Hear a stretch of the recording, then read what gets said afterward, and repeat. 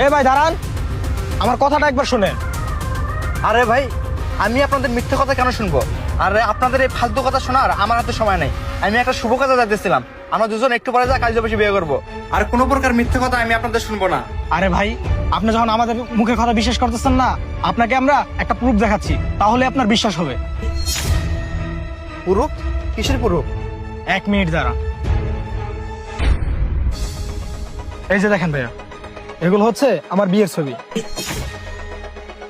ভাই, আপনার সাথে আমরা কেন শুধু শুধু মিথ্যা কথা বলতে যাবো? আমার ওর সাথে 5 বছর আগে বিয়ে হয়েছিল। আচ্ছা বুঝলাম, আপনাদের 5 বছর আগে বিয়ে হয়েছিল, কিন্তু ও হঠাৎ করে আপনাকে রেখে আমাকে কেন বিয়ে করতে যাচ্ছে? ভাই শুনেন, ওই হচ্ছে একটা লুবি মেয়ে। আমারও এক সময় অনেক টাকা পয়সা ছিল, ওই আমার টাকা পয়সা দেখে বিয়ে করছিল।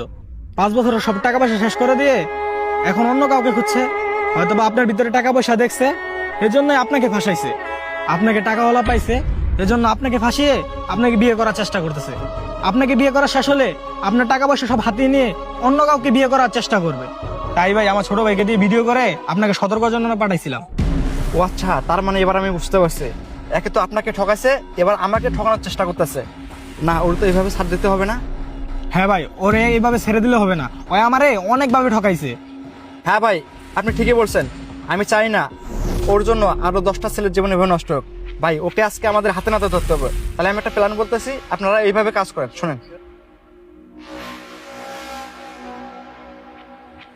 ভাই, তাহলে বুঝতে পারছেন? হ্যাঁ ভাই, বুঝতে পারছি, আমাদের এই প্ল্যান মোতাবেক কাজ করতে হবে।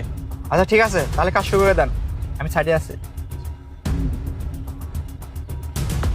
কি ব্যাপার নুসরাত, তুমি এখানে?